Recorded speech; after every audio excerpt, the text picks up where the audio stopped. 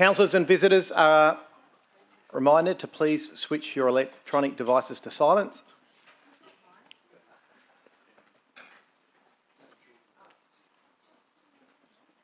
And welcome everybody, to those in the gallery and those viewers who are watching the meeting via the live stream at home. Could I ask you all please be upstanding, and Deputy Mayor Proud, could you please read out the opening prayer? That's awkward. Councillor Kristovich, could you please read out the opening prayer? Almighty God, we ask you to guide us in all our discussions, to show goodness, honesty, understanding and wisdom in all that we undertake to do. May we respect each other's views at all times, and we ask all of this in your name. Thank you. And Councillor Sandri, could you please read out the acknowledgement of country?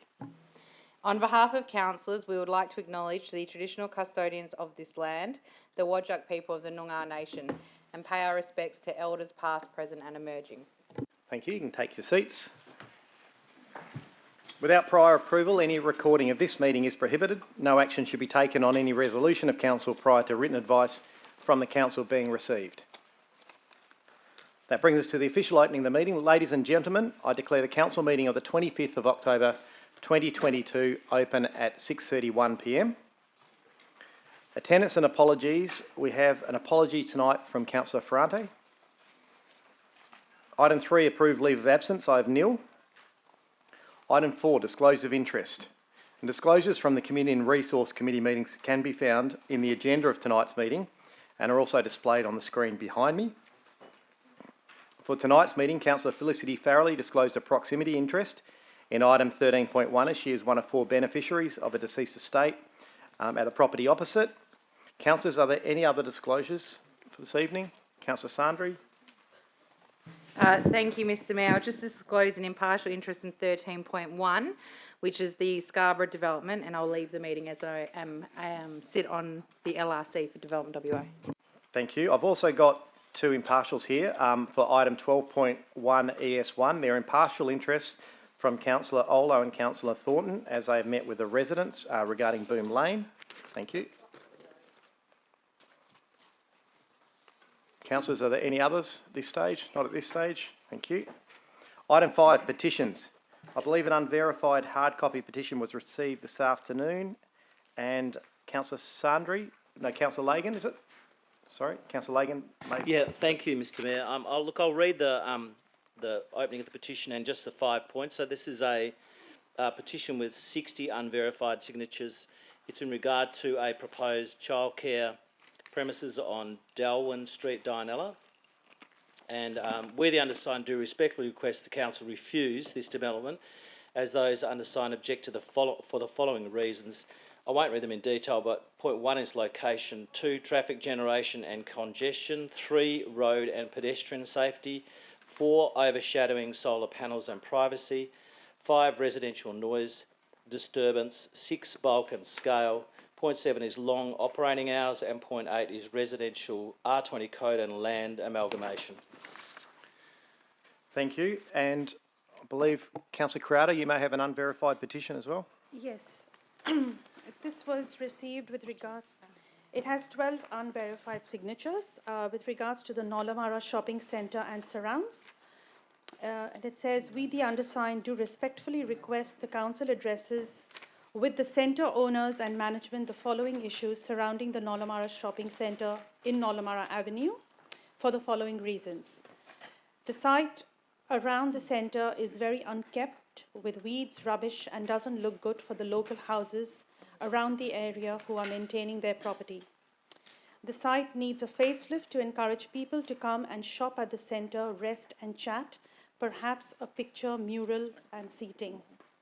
Whilst the big trees are good, more trees and more colourful street trees are needed to get a more passive and friendly feel to the centre. Can the safety of the shopping centre, specifically for seniors and those with a disability, be improved to enable local engagement? And the 5th point, increase street and commercial rubbish bins in front of storefronts. Thank you. Thank you. Are there any other petitions, councillors?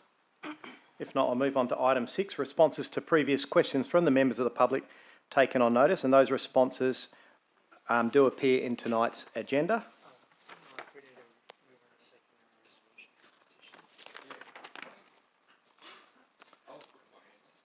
Apologies. I will get a mover in a second. A move, Councillor Perkoff, seconded Councillor Sandri. Just a show of hands to accept those petitions, councillors. That's unanimous, thank you. We've done item 6, so we don't need to go back there. And we'll go to item 7, public question time. We have received some questions for this evening, so I'll go in order. And first of all, invite Joanne Sammer, if you'd like to come forward. As you're the first, if you can just press the bottom right-hand corner on that microphone and you'll see the red light, that's it, and it can just stay on when you finish up. And just your name and your suburb to start and your question, please. You may Thank just you. need to lift it up a bit. Yep, that's okay. Joanne Samer, Waterman's Bay. I submitted 2 questions, but with your understanding, I'm going to give you a third, which I don't need an answer for, but I'm going to really ask the council to think about. Sure. And the third is completely unrelated to the first 2. So first of all, I wanted to thank you for the 1-month trial that was put on with Neuron for the curfew.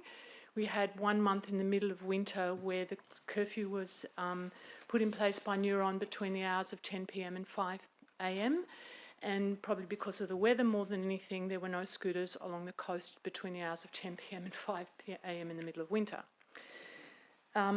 Recently, I became aware of a questionnaire that Neuron has put out, courtesy of Councillor Kristovich, on the local Facebook page, asking us to give our opinion about the trial, but the introductory comments were taking it for the entire year's trial, not necessarily the curfew period.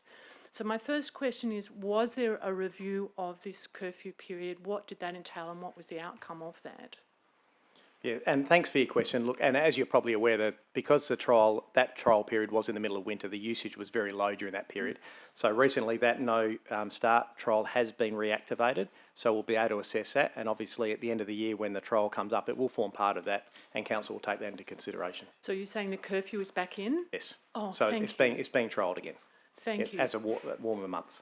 Okay, because already the traffic in the middle of the night has started again, and we are being woken by the users in the middle of the night, and summer hasn't started yet. So I'm very grateful if that has come in. So that was my next question, was given that there's already traffic in the middle of the night, would you consider a permanent curfew from 10 p.m. to 5 a.m?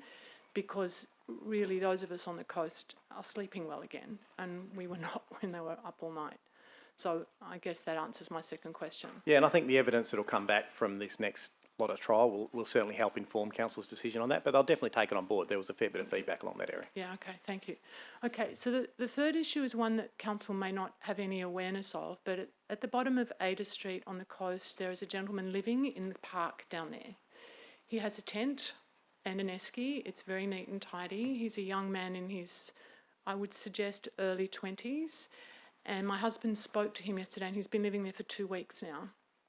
And his story is that he has had to leave his accommodation at short notice. He's fundamentally homeless and recently became unemployed. So he's living down in the park where the picnic area is and the barbecues and everything else, which is quite disconcerting, but also a statement of our times. My question to council is there any guidelines around whether this is permissible or not? And secondary to that, what can council do to look after these people who are hitting hard times? There is one man who sleeps in his car down in that car park. Often, I think he might be FIFO. I often go down early and see him either asleep with his car running to keep himself warm, or just the windows are fogged up. So that car park area is being used at night a little bit, but I suspect increasingly. And I think as a community, we really need to be looking after these people and somehow or other setting up somewhere where they know they can go at night and be safe. So I'll jump in. Yes, thank you for your question and your comments regarding that. Yes, council is very aware of the homelessness issue within the city, as one of many cities experiencing that. We have a homelessness strategy, and beyond that, there's actually practical solutions. Recently, we've entered a partnership with Uniting WA, where we have on-the-ground people who now go out and address these issues firsthand. All of the staff, the frontline staff, are now trained in dealing with the issues. whilst we can't solve it, it's a very complex issue. We can certainly make sure, and we have your details, but perhaps we can, any other details you have to leave with staff tonight, and we'll certainly make sure we make contact and provide any assistance we can. Thank you. Yeah, thank you very much. Thank you. Hank De Jong from Karrinyup, if you'd like to come up. And just your name and suburb to start. Hank de Jong, Karrinyup. And I'd firstly like to thank Mayor, Deputy Mayor and all the councillors for giving the opportunity to pose this question. I have hopefully send you some light reading to help you get to sleep. You may or may not have had a time to look at it. Yeah, and we appreciate you sending it in advance. And also hopefully heads up for parks and gardens and road safety. This issue is about road safety at intersections and roundabouts, and I've did a fair bit of research on it, which I hope Council may take advantage of.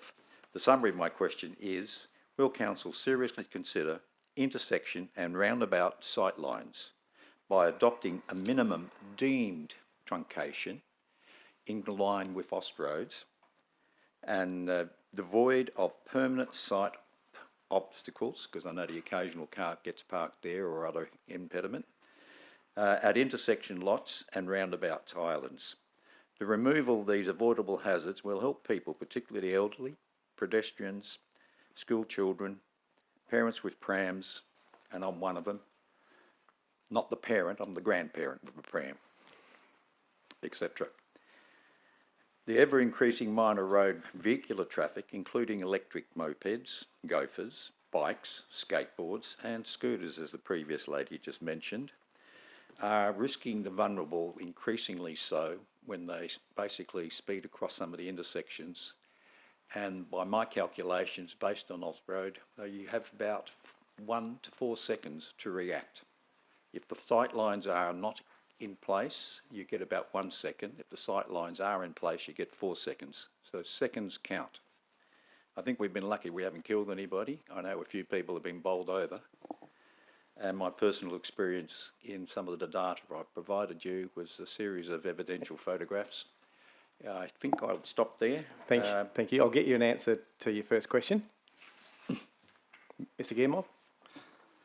Thank you for your question, Mr. De Jong. The City is certainly aware of sightline requirements on the approaches to roundabouts and intersections, and we do actually refer to the sight distance requirements in the Austroads guidelines to determine if the required sight lines have been achieved. It's unfortunately not possible to remove all fixed hazards within the truncated areas, but the City will certainly pursue the removal or modification of obstructions when they are in sightline areas and where they are reducing the sight lines below the required standards. So we do progress those types of issues. Yeah. Thank you for that. I did have 3 or 4 parts to the questions, but I'm not going to bore the audience and you guys with it. If you're interested, you will read it, and hopefully I've provided a solution rather than just a problem. Yeah, and it's part 4A and I think 6B or 6A of the Austroads, as well as part of main roads, and I've used calculations from both. I'd like to just also remind you, Mayor, that if you're still going to have some fun with the underground power, I'm still ready to go to fight with Western Power. There is an item on the agenda this evening regarding Western Power. And thank you for your detailed questions, and the full questions will form part of the minutes of this meeting. I've given a flash drive to the minute taker. Thank you. Thanks. Judith Tresham, please.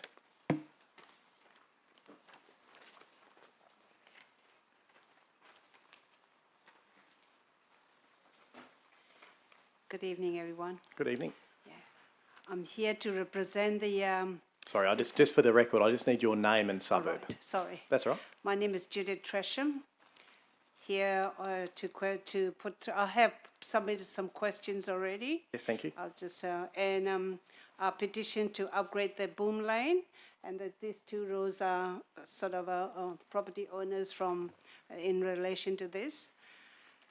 We have submitted a petition to upgrade the boom lane, and there have been some photo evidence and points already presented in the last meeting. And on top of that, there are some more things that I'd like to mention, which I have submitted online.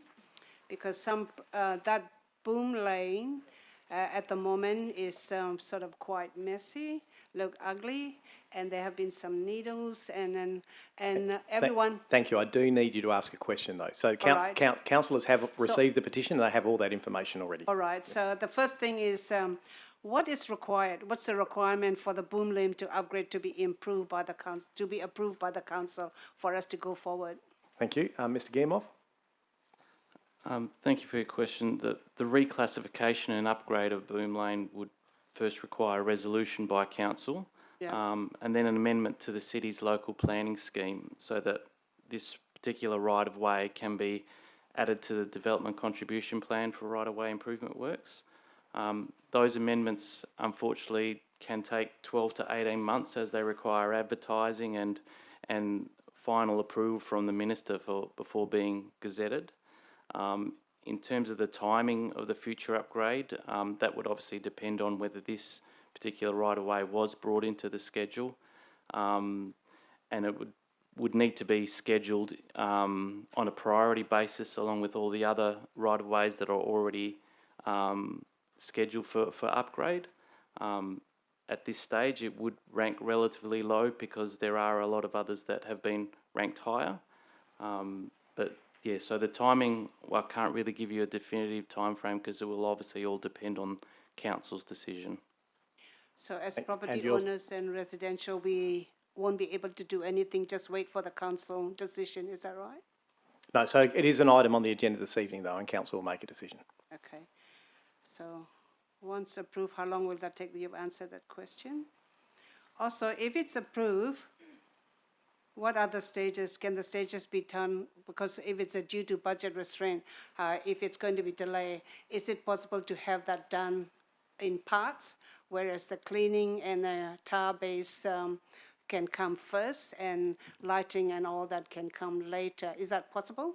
So in the current scheme, the way laneways are done, no, they're done simultaneously because once the asphalt or anything else happens, it needs the drainage and the other infrastructure work to occur. Right, okay. So is that likely to, if it's not approved, then how long will it take to revisit that?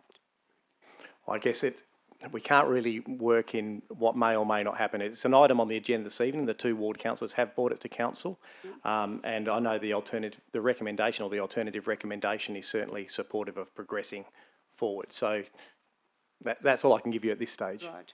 And also there was any option of owners help fund the program to speed up? Not currently, not the way, but I'll ask Mr. Guillemot to provide some comment. Through the chair, that point was raised at the committee meeting, and initially it is something that the city could consider if all of the abutting owners were willing to make contributions, but it would need to be 100% funded, and it would effectively be outside of the normal program.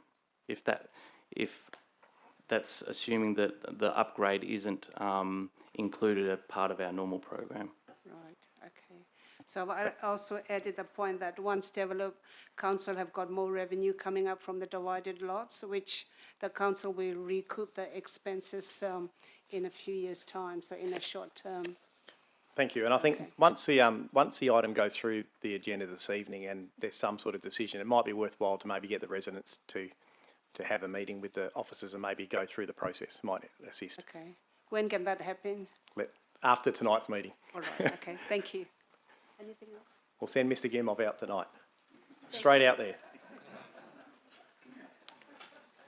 Annie Dunn, please.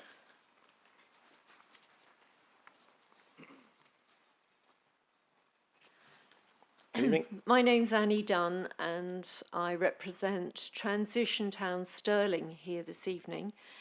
I live in Innaloo.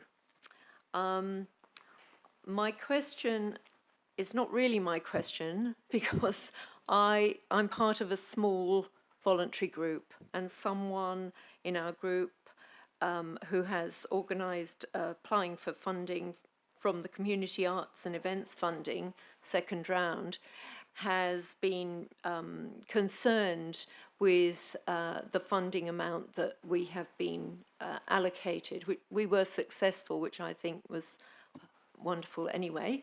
But she was very concerned, and she has written some questions in quite a hurry, because this information only came to hand during the last week.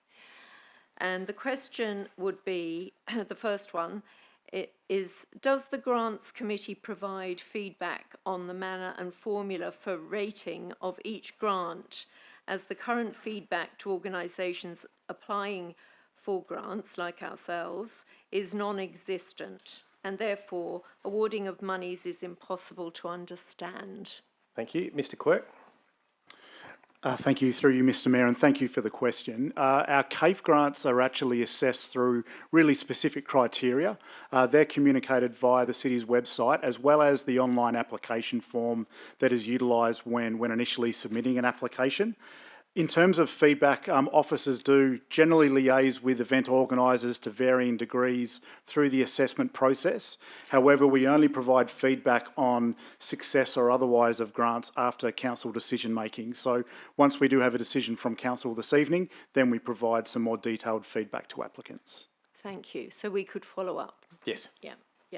The second question was, why has the committee recommended a reduced fund? Well, obviously that's not going to be, that information will come through next week if we get an opportunity to ask. Would that be right? Yeah, I think well, I'll get Mr Quirk to answer, because we have your question in writing, so we can provide an answer. Yeah, thank you again. Look, it's certainly acknowledged that Tradition Town Stirling have delivered a number of really successful events over a number of years. However, all CAFE applications are assessed purely on their merit. One notable element of the CAFE application was that the expenditure for your events was $42,000, whereas expenditure was $25,000. So that showed a surplus. And so on that basis, the city obviously wants to fund events, but they don't want to provide the event organisers with a surplus. So that is one of the key aspects that resulted in the outcome for your particular group, but certainly one of the things we're happy to discuss in further detail. Thank you. That'll be great. Thank you. I've got Stephen Conway written down. I don't know if there he is here. I hadn't seen him. If you'd like to come forward. Thank you, Father. Your Worship. Pleasure to be with you. Stephen Conway, 731 Beaufort Street, Mount Lawley.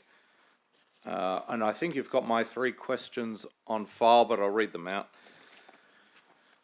Following on from our other question, is Council aware of 2 fundamental errors in the accompanying report that will come to you this evening, which is an assessment of our CAFE application? The first of which is that council officers wrongly assumed that our Christmas festival, in its 6th year, would not include a closure of Beaufort Street Road Reserve, writing in their report, and I quote, 2022 event is being downscaled from previous years and will only take place within the church grounds and its surrounds. My question is council aware that this is not the case, and that no contact was made with me or the parish to confirm this assumption and conclusion? So I'll do the short one to save Mr Quirk answering, but I think rather than say that it was wrongly assumed, let's just say there was miscommunication during the process, but there's certainly an alternative recommendation from council tonight. Glory. Thank you, Mr Mayor. Question 2. Is council aware of a second fundamental error in the report, which presents the suggestion, and I quote, the $22,000 provided to Mount Lawley Christmas Fete through CAFE 21-22 due to events costs cancellation, this has been factored into the recommendation.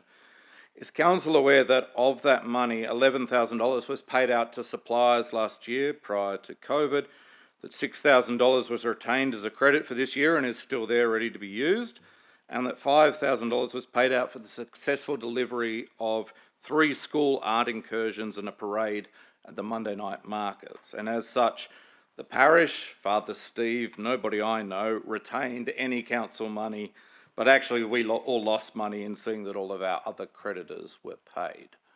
Thank you for that question. And look, again, I guess I do have to say, Father, likewise, your language is fairly strong about fundamental errors. there may not have been all the information about how the last amount was acquitted, but I think it's also worthy to note that the city was very strong in supporting organisations like yourself through COVID, and it's acknowledged that last year, even despite the event being cancelled at the last minute, beyond your control, the city still funded $22,000 or so. But certainly there's been an update going through to councillors to acknowledge that that has been spent. Thank you, Mr. Mayor. Perhaps in a slight change to the tone then of question 3. Appreciated.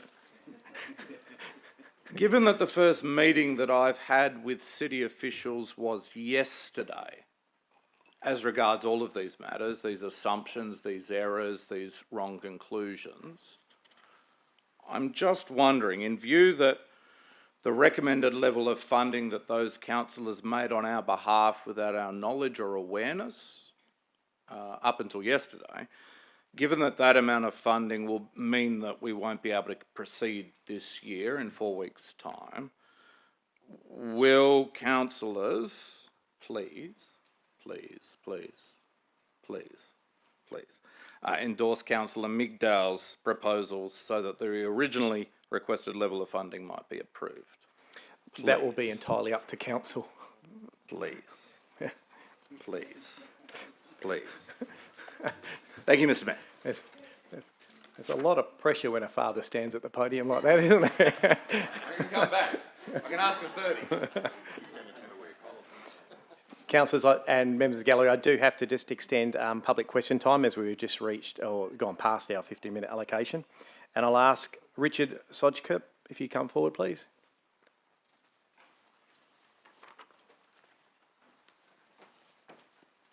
Thank you. Just your name and your suburb to start. My name's Richard Soyker and I'm from Dinella, and my questions are in relation to the childcare centre that's proposed at the corner of Darwin Street and Grand Promenade.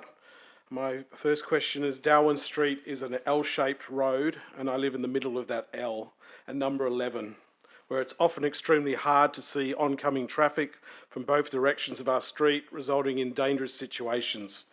Residents, such as my wife, has previously witnessed a car veer off the bend and smash into a house at number 15. I've seen verges mounted by vehicles on both sides of the bend and many near misses between vehicles and people. How will you improve traffic conditions in this blind spot for residents of Darwin Street, given the childcare centre has the potential to increase street parking, traffic and exacerbate a current problem? Thank you. Mr. Guillemot. Thank you for your question. I appreciate it's in relation to the childcare centre, but I guess I've provided a response as a standalone response regarding the traffic issues. So we've undertaken a review of the street under Council's traffic management warrants policy, and this policy takes into account a range of safety and amenity factors to determine if there is a need for road safety improvements. So the data that we have shows, or the most recent data for Darwin Street shows an average traffic volume of just under 240 vehicles per day and an 85th percentile speed of 45 kilometres per hour. And while acknowledging the incidents you described in your question, the crash data that we've obtained from Main Roads shows that there has been no reported crashes. I underline the word reported. There's been no reported crashes along the length of the road in the last 5-year period. It's actually probably the last 15 years on record. So based on the information that we have available, we would consider that the traffic conditions along this road are currently within acceptable parameters. So no further improvements would be required at this stage, but we're happy to review this again in the future if residents consider that the traffic conditions change for any reason in the future. Thank you. And your next question, sir. Intersection 5559 at Grand Promenade and Morley Drives had numerous crashes and 5 casualties in recent times. Currently, vehicles exiting Morley Drive to Grand Promenade are required to enter right through a curved section where you cannot see the state of the traffic on Grand Promenade easily. Has the council considered the potential for accidents due to cars who enter from Morley Drive through a blind corner at speed, meeting stopped or slowed traffic in an immediate left-hand lane of a 100-metre section, what I determined 22 car lengths of Grand Promenade that would lead to the proposed childcare centre entrance during drop-off and collection times when traffic is at its busiest? Thank you. Mr. Guillemot. Again, the response that I provide will be effectively a standalone response. Again, I understand it's in relation to the childcare, but we've done a review of Grand Promenade, the section of Grand Promenade that you're referring to between Morley Drive and Darwin Street. Again, in the last 5-year period, there have not been any reported collisions involving vehicles, rear-end collisions involving vehicles slowing down to turn left in or out of Darwin Street. So given the absence of those crash patterns and that there is sufficient forward sight lines after you enter Grand Promenade, again, we wouldn't consider any further modifications are required at this stage. But as I said previously, we are happy to continue to review that if required. Thank you. And you're next. And my final question, what level of privacy will be afforded from a 2-storey building facing down my street? Thank you. Ms. Shears. Through you, Mr. Mayor, thank you for your question, Mr. Soika. The application is still under assessment by city officers. However, I can tell you that it is located in a residential zone and therefore it is required to comply with the residential R codes. So privacy is one of the considerations through our assessment. Thank you. Thank you for your questions. Daniela Ein.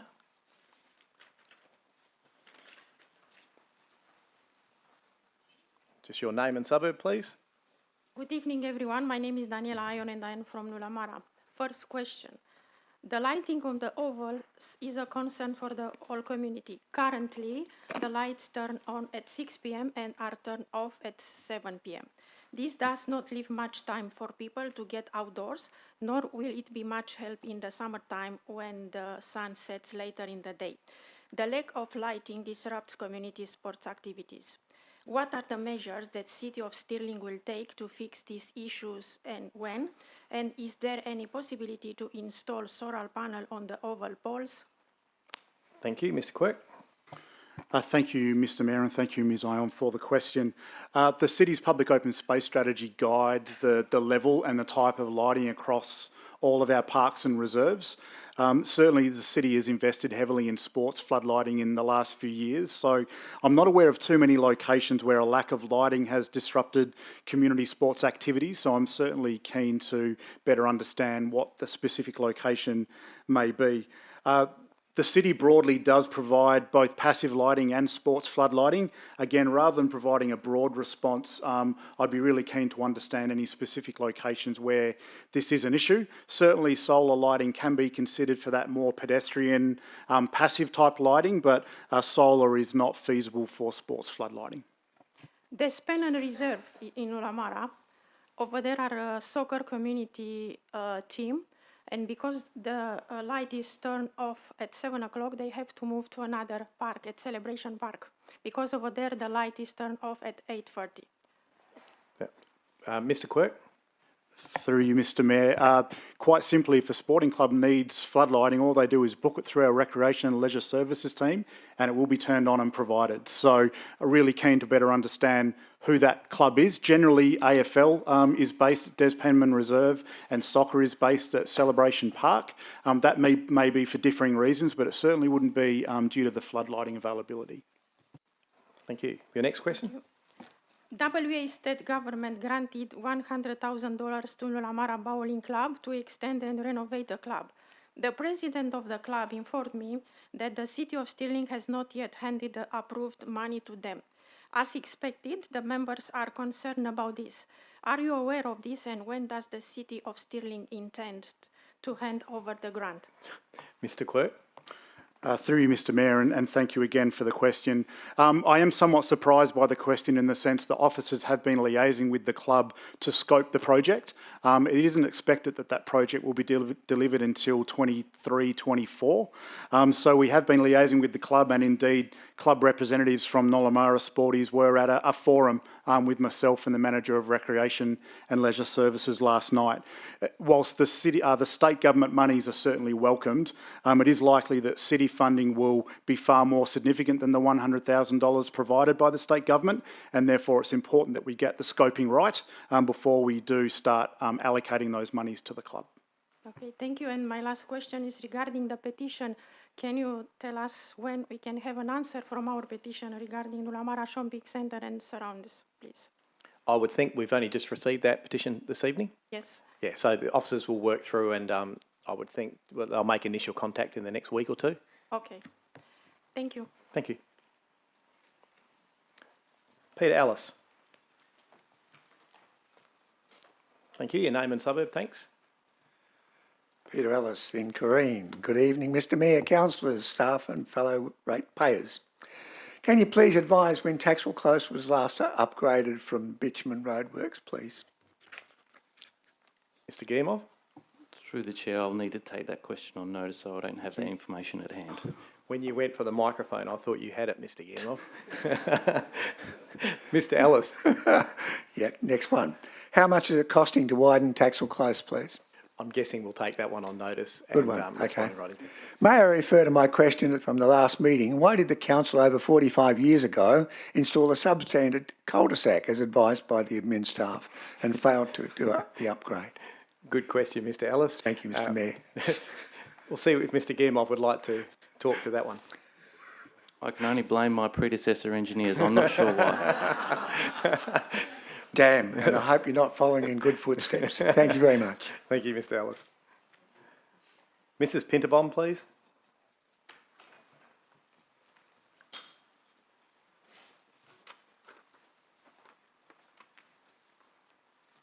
Marie Pinterbona in Dinella. Just regarding the childcare centre on Grand Prom and Darwin Street, is it really a necessity for the community to have the childcare centre in this residential area, as there are several other childcares being built and are already built in the close area of facility? Question one. Thank you. Ms Hughes. Thank you, Mr Mayor. Through you, thank you for the question, Ms Pinterbom. The application is assessed on its merit, so the city considers it against its planning framework. The number of childcare centres in close proximity isn't one of those considerations. Okay. Can I just ask you to get a little bit closer to the microphone and a bit louder, please? All right. And two, or is it a money-making purpose only, as childcare centres do make a substantial amount of money for the owners? I can do that one. That's not a planning consideration. Okay. Well, it does affect the City of Stirling as well for rates. Yeah, not their financials don't. Okay. Thank you. Thank you. Peter Grantowskis.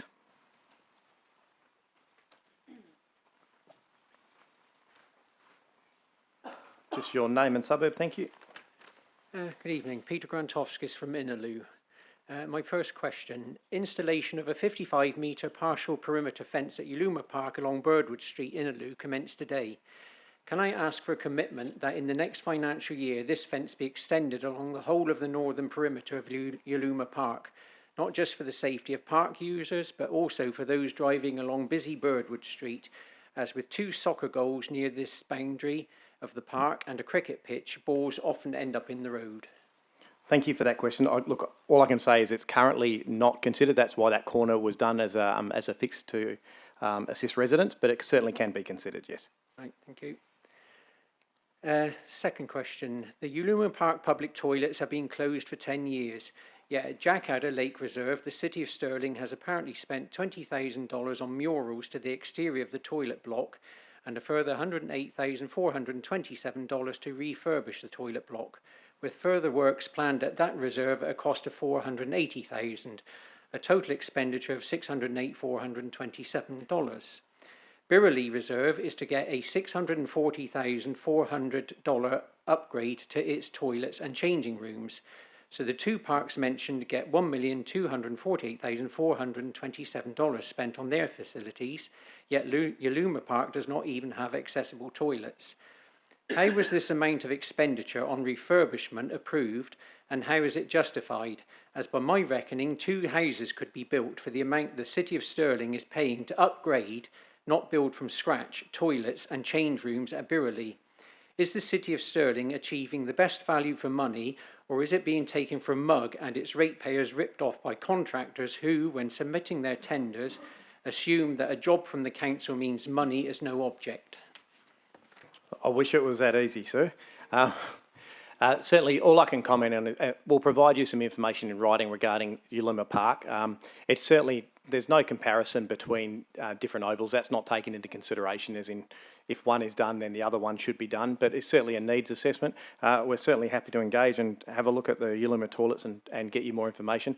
I'll get Mr Murphy to respond in writing. Probably as a new director, he wouldn't have the background on that one. Right, thank you. Thirdly, in the area bounded by Carrinup Road, Huntress Road, Barnes Street and Oden Road, there are 5 public parks varying in size, 3 of which have children play areas. None of the play areas have shade cover. These play parks are frequented by drinkers and drug addicts, and needles have been found in the sands. The picnic seating areas have limited or no shade. In Uluma Park, 2 tables are adjacent to the car park where drug dealers operate and next to the basketball and tennis courts, with a dog waste bin located 2 steps from the dining table, a real family outing destination.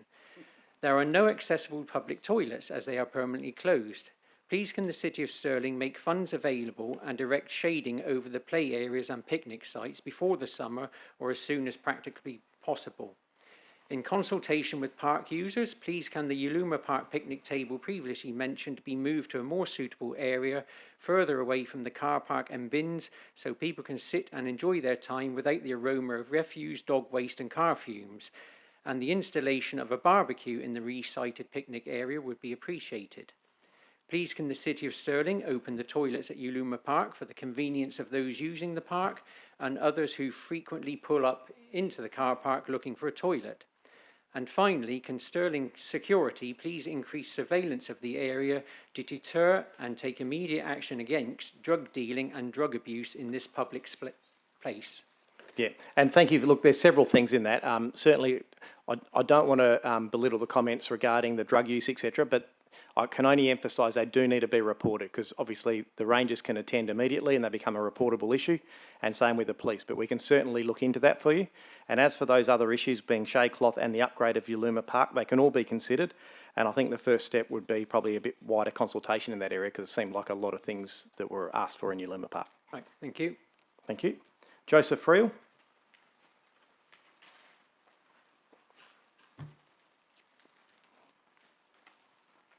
Just your name and suburb, thanks. Hi, good evening. First of all, I've got a petition that I want to submit. And I've got a little bit of a preamble to the petition before I submit it, if I can. So if I can just ask, so this evening you can do 3 questions. You're welcome to submit the petition and it will be presented at the next council meeting. You can't read a petition out. I did raise my hand when you asked about petitions, but you didn't take... No, I'm sorry, we can't take petitions from the gallery. I do apologise. I did speak to the councillors and was advised that I could put the petition in tonight. Let me just get our Manager of Governance, sorry. Thank you, Mr Mayor. Governance staff approached Mr Friel and asked him to hand over the petition so it might be presented tonight, but Mr Friel refused to hand it over. I beg your pardon? Yeah, I'm sorry, Mr Friel. So we're happy to... somebody approached me. Mr Friel, if you could go on to your questions, please. Now, hold on, somebody approached me. Nobody approached me. You met government staff and you had your petition and they asked to take your petition so it could be presented and you wouldn't give it over. No, they didn't. I said I have a petition which I would like to present tonight and I was going to give it to the councillor. But you can't present it. So I was going to give it to the councillor. They didn't ask for the petition. I was going to give the petition to the councillor. Just hold on for a sec then. But nobody asked for it. Mr Friel, just wait, please.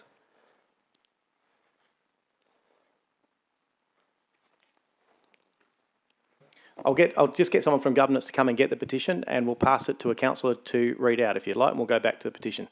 Okay, I'd like Councillor Reid to... Sure. To read out the petition. And can I read my preamble to the petition? No. So the councillor has to read the petition. We'll do that as a separate thing and then you may ask some questions. I'm sorry, you're only allowed to have questions this evening.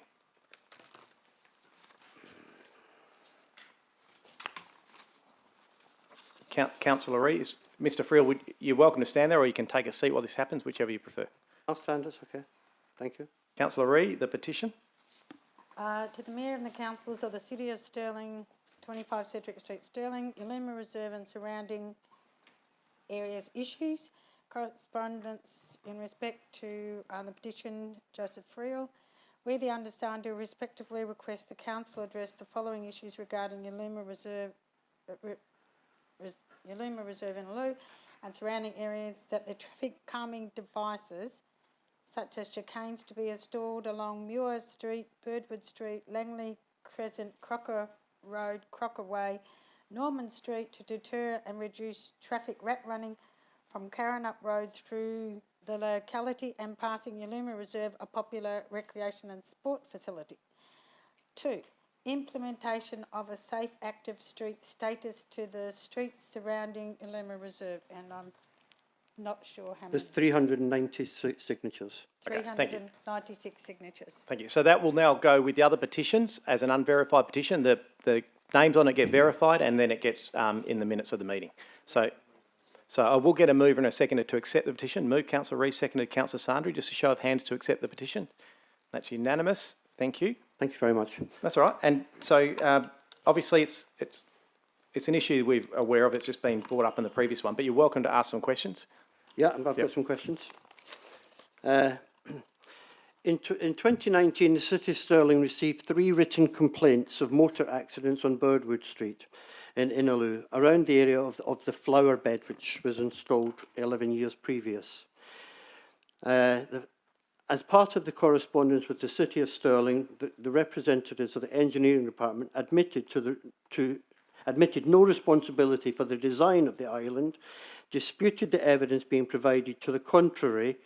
Why has the City of Stirling Engineering Department chosen not to amend the island, instead choosing to blame the public and bad driving?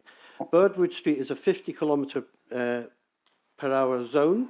The Engineering Department advised that the island should be taken at 40 km per hour, but did not share this with the public, i.e. there's no signage. Instead, installing advisory 20 km per hour signs with no explanation as to why anyone should drop their speed. Advisory signs have no impact, therefore they're a waste of time. Even today there are incidents, but locally it is the opinion regarding the City of Stirling, why bother, they never do anything. Why has the City of Stirling not dealt with the issue of this island and the speed of traffic on Birdwood Street? Thank you for that question, and we'll respond to you in writing. Can I also ask that you provide that documentation for us so that we have the issues? The documentation was supplied in 2019, so it should be on record. Sure, we can have a look for it, but if you have copies of it, it'd be handy if you could send it through. Your next question, I do have copies please. if I'm allowed to send it through. As currently I'm not allowed to phone the council, so... Yes, you can email. Yes. In 2019, the City of Stirling Engineering Department recorded the average speed of traffic on Birdwood Street in Innaloo at 52.1 kilometres per hour, suggesting that every vehicle travelling along the street was speeding.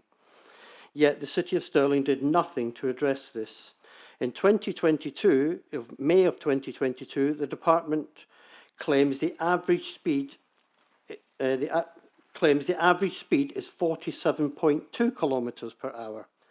Why does the department think that over 3,000 cars per day have reduced their speed by 5 kilometres per hour with no prompting, no interventions from anyone? Do you think that perhaps this highlights a flaw in the data gathering process? For instance, the placement of the monitors on a steep hill between 2 mini roundabouts, as was the case on Muir Street, where an average speed of 47.6 kilometres per hour was recorded, would not provide reliable data.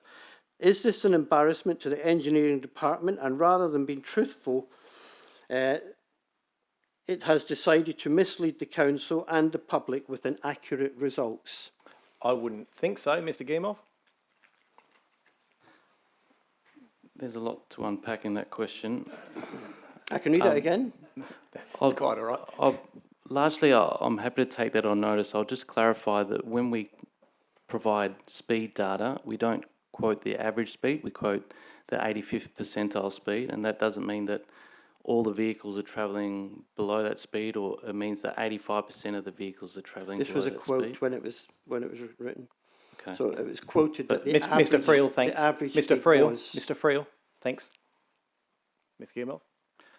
Yeah, rather than getting into back and forth argument, I'm happy to take that question on notice and provide you with a written response. Ms. Friel, your third question. The City of Stirling's Engineering Department claims the classification of roads is reviewed every year. Who carries out the review? How is it reviewed? How is the scoring on each road achieved? And where is the review published? For the City to suggest that 3,000 cars per day use the roads in the area is completely inaccurate, as the figures is based purely on the roads where the monitors were positioned.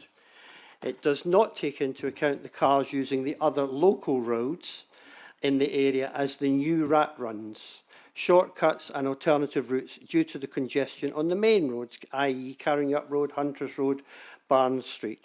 How do you justify the local roads being subject to such heavy traffic volumes due to the congestion on the main roads?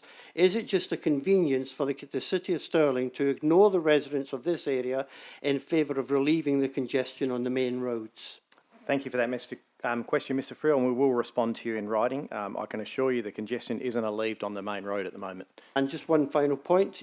At the last meeting, I asked you a question about an intervention you made with Councillor Ree. You told me you would write to me, and to date you haven't. Okay, thank you. Mr. Blanchard? Thank you, Mr. Mayor. I did send Mr. Friel the information that he was seeking by email a few days after that meeting. It was sent, Mr. Friel. That's not what I asked for. The Mayor specifically said he would write to me. Thank you, Mr. Friel. The information was sent. It wasn't sent. Mr. Lombardo. You make it up as you go along.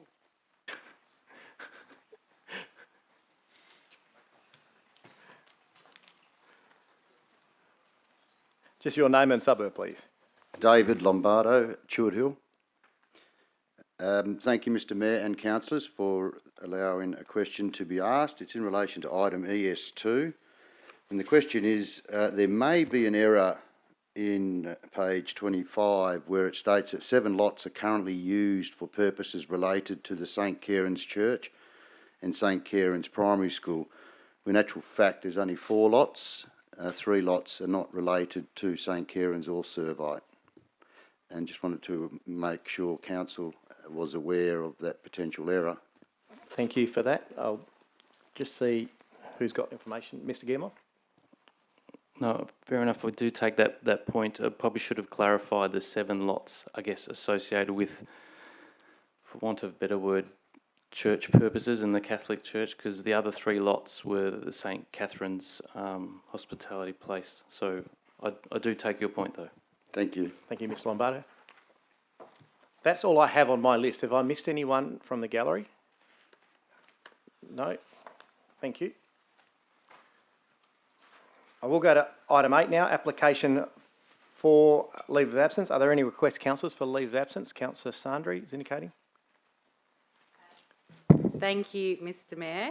I would like to put in a leave of absence for the week of 21 November through to the 25th of November. Thank you. Are there any other councillors who wish a leave of absence? If not, if I can just get a mover and a seconder to approve those. Councillor Hatton, seconded Councillor Olo. And a show of hands, councillors, to approve. And that is sorry, councillors, I just need all your hands. Councillor Farrelly. That's it, unanimous, thank you. Item 9, confirmation of minutes. Councillors, can I move it and a seconder to accept the minutes of the ordinary meeting of Council held 11th of October 2022. Moved Councillor Hatton, seconded Councillor Lagan. And a show of hands, councillors, to accept those minutes. That's unanimous, thank you, councillors. Announcements by the presiding member. I will pass over to start to Councillor Migdale. You have an announcement. Yes, I do, Mr. Mayor. Thanks very much. I have an announcement this Tuesday, the 25th of October. The City has been recognised for economic development, equity, diversity and inclusion with City of Canning and City of Swan.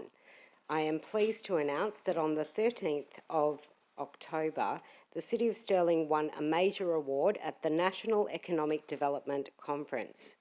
the City of Stirling was named the 2022 Economic Development Equity, Diversity and Inclusion Award winner.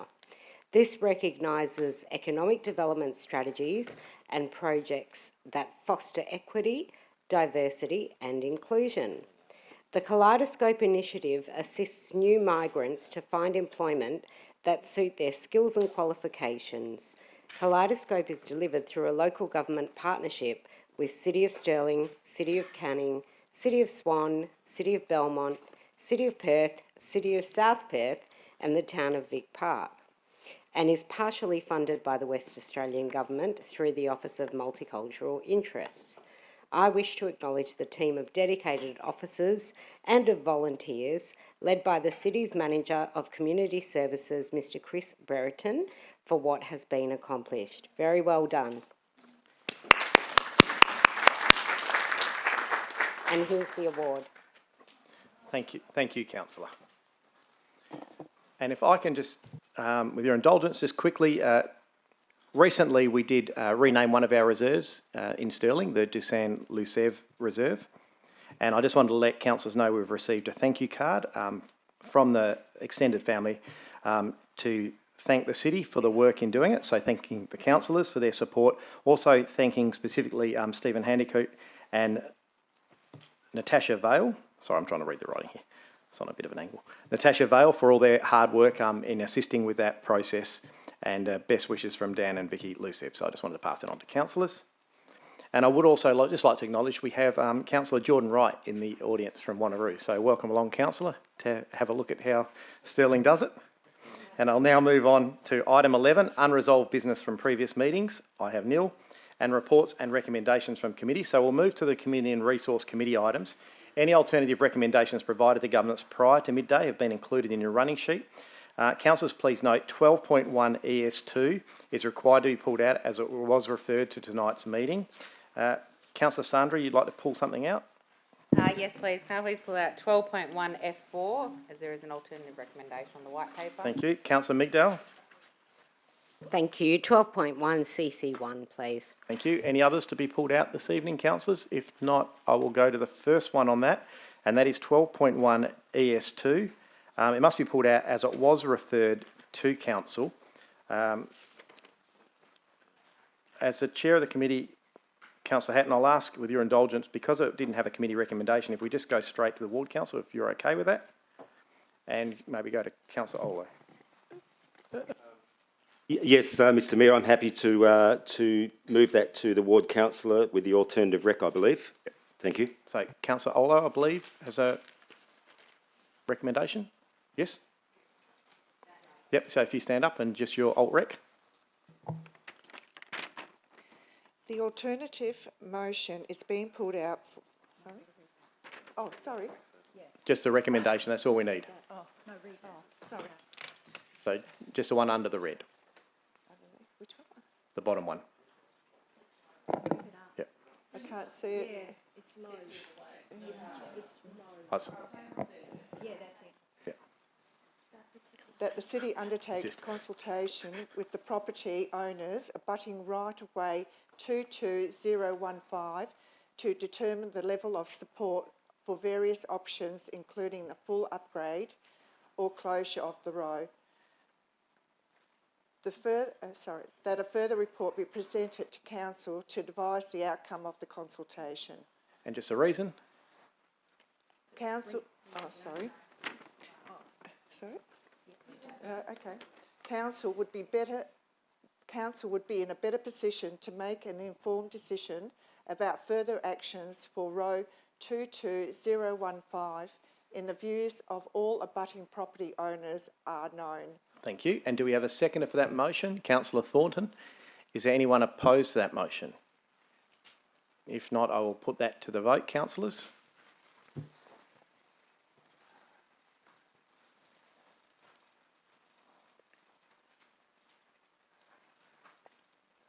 I think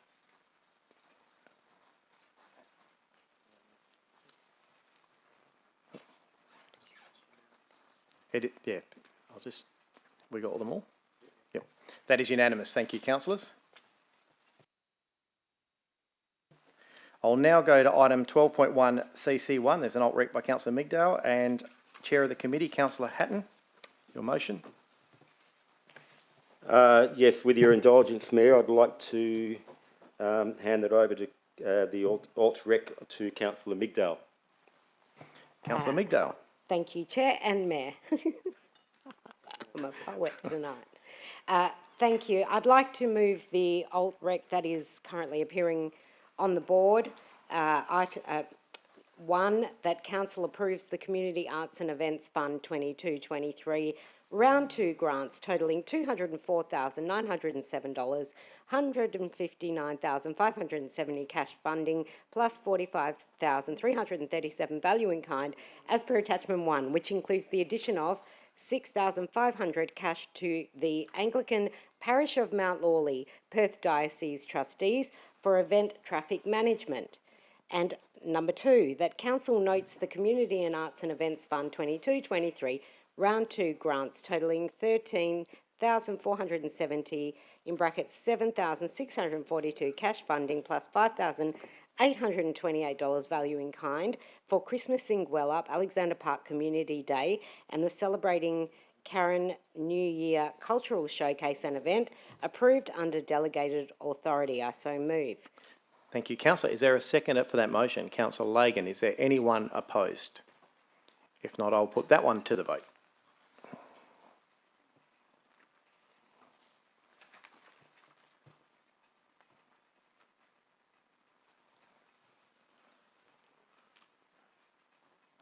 Just waiting for Councillor Olo.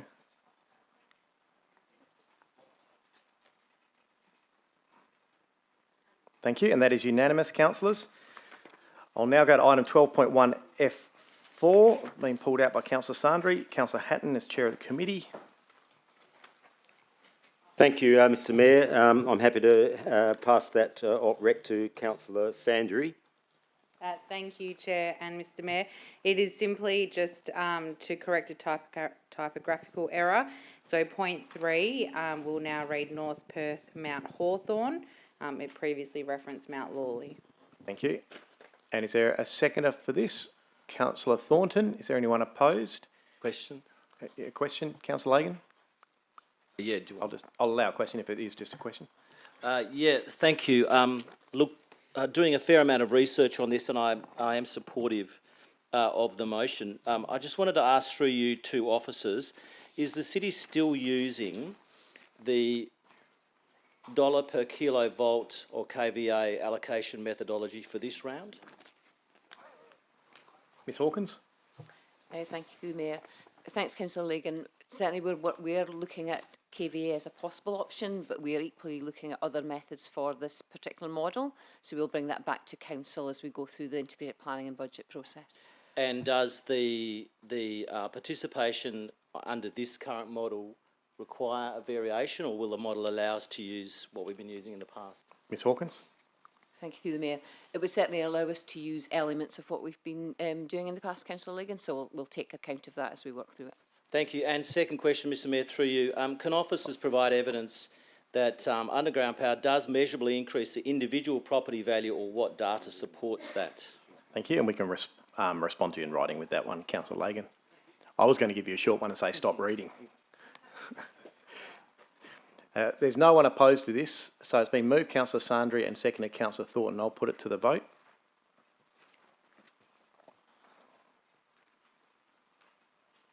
Thank you, and that is unanimous, councillors.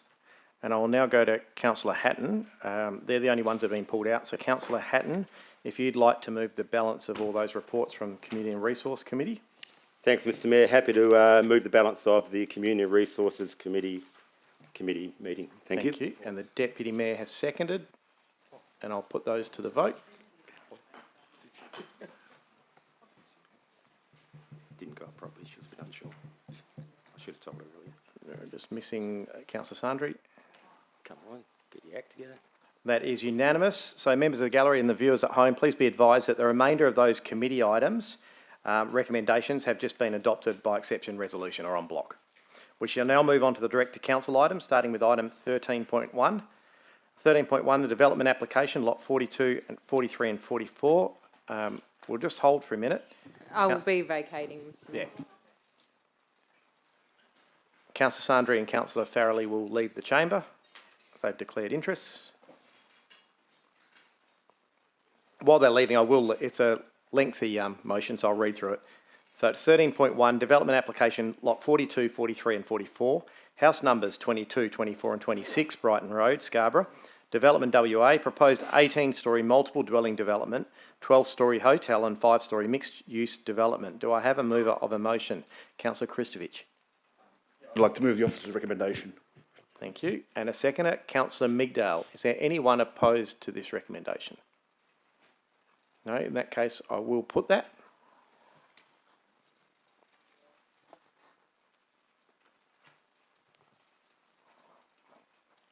And that is unanimous. Thank you, councillors.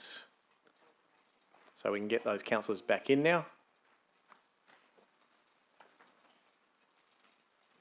Just while they're coming back in, is there anyone in the gallery who was here for that item? No, okay. I was just going to explain what happened.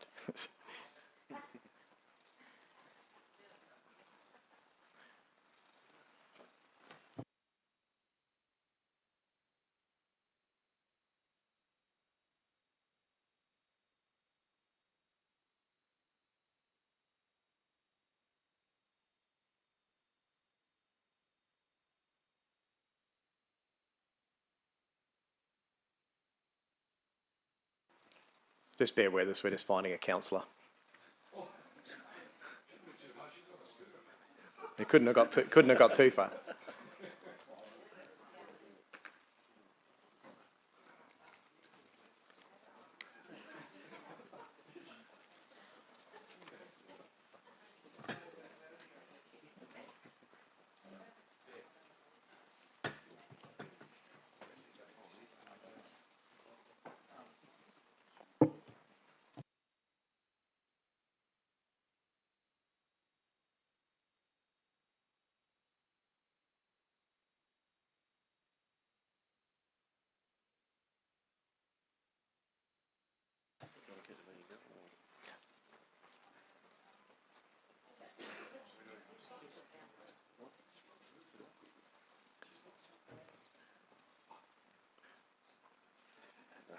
We'll start shortly, councillors, but I think in fairness we should wait for the councillor to return.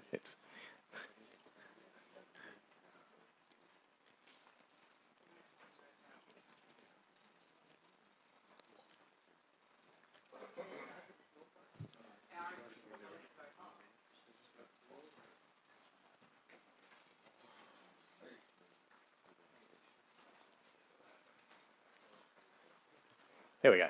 So we'll now move on to item 13.2, elected member superannuation submission to the West Australian Local Government Association. Councillor, do I have a mover of a motion? Councillor Lagan. Yeah, thank you, Mr. Mayor. I move the recommendation on page 194. And second, Councillor Ree. Thank you. Is there anyone opposed to this one? No, then I'll put that motion.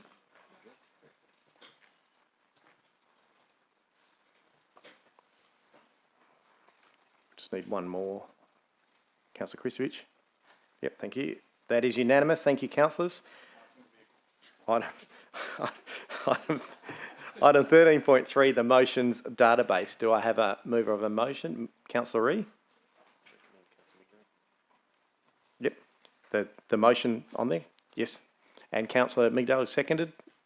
Anyone opposed? And I will put that motion.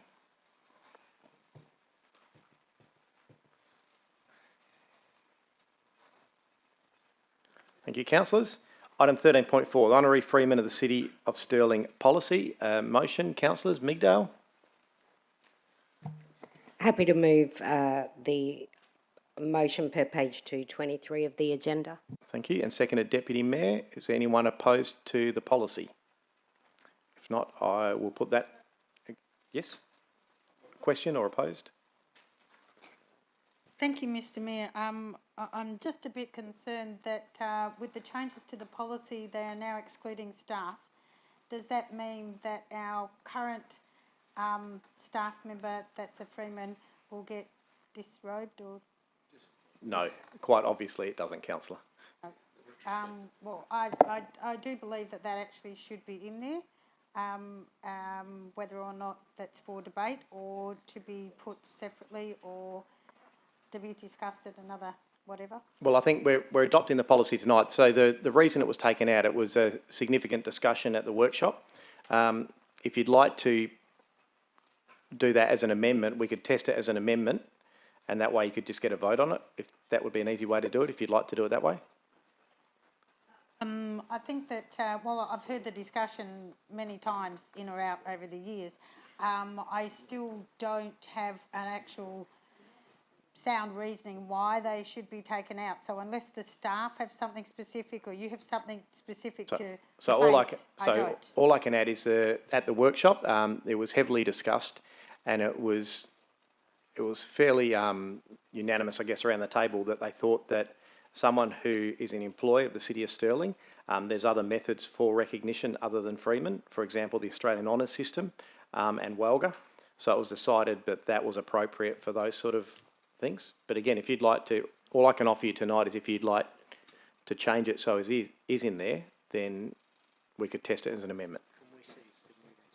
Well, I'm happy just to test it as an amendment, please, because I can see both pros and cons. Councillors can be under both of those regimes you just mentioned, and staff as well. So, sure. And the disparity shouldn't be there because we have both good staff and good councillors. Okay, so let's not debate it yet. So what we've got, let's just go back to the original motion. So Councillor Migdale and Deputy Mayor Proud, we've just put a clarification up there in red just to highlight, just so that no one's under any illusions.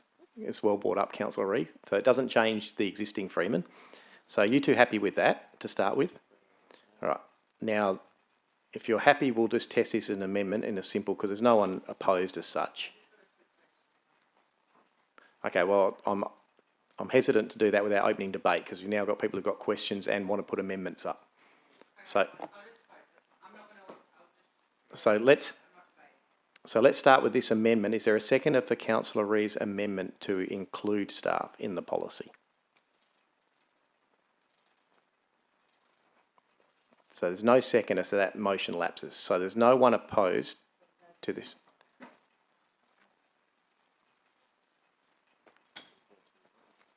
I do want to highlight there has been significant discussion on this. So there's no one opposed. So I will put this motion to accept the policy.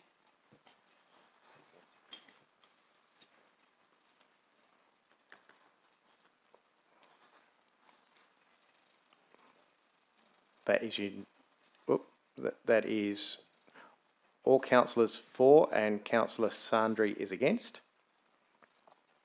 So it's carried. And we'll now go to item 14.1, proposed notice of motion. Councillor Elizabeth Ree, Sporting Club Maintenance. Councillor Ree, your motion. Thank you.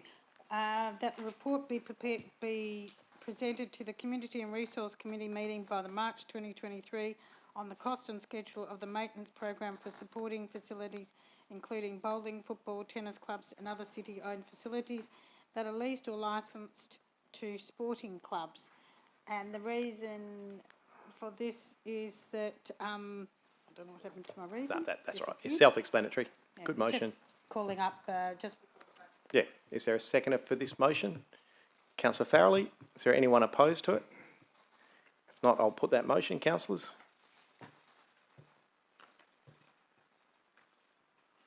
That's unanimous, thank you.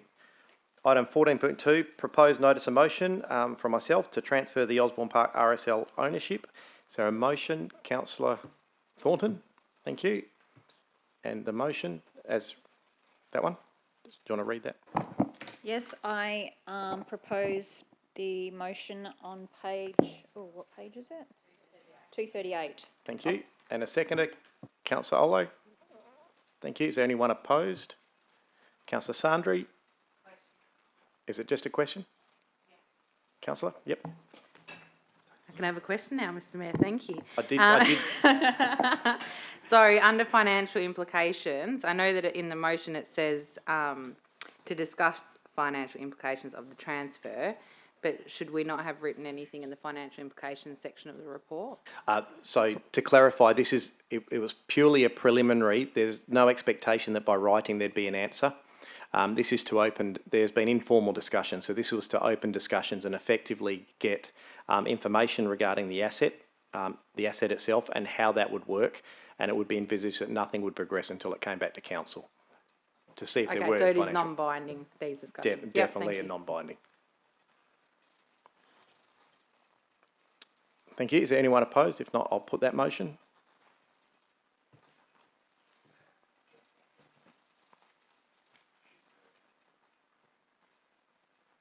Councillor Ree and Sandri. Yep, thank you, and that's unanimous. Councillors, are there any proposed notice and motions for future meetings?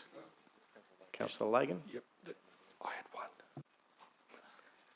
Thanks, Mr Mayor. Did you want me to read it out? Yeah. I've given it to officers, but I can get my copy. Yep.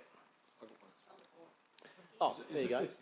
The council, the report to council outlines responses to the 2022-23 federal budget with specific focus on local government impact and participation in the areas listed herein. 1, improving disaster prevention and resilience, specifically coastal erosion. 2, 20,000 additional affordable homes delivered under the National Housing Accord, and what participation local government will have with regard to land releases and rezoning. And 3, 30,000 affordable social homes delivered via Housing Australia Future Fund returns, specifically local government participation and or funding in the social housing space.